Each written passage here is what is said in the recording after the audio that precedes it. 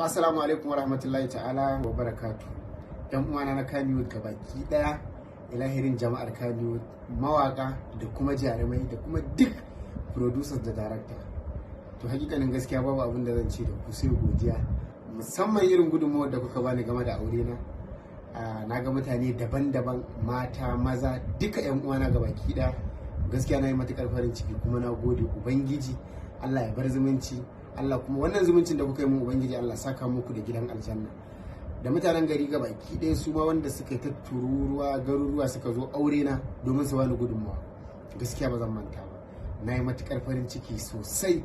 Ubangiji Allah saka muku da alkhairi.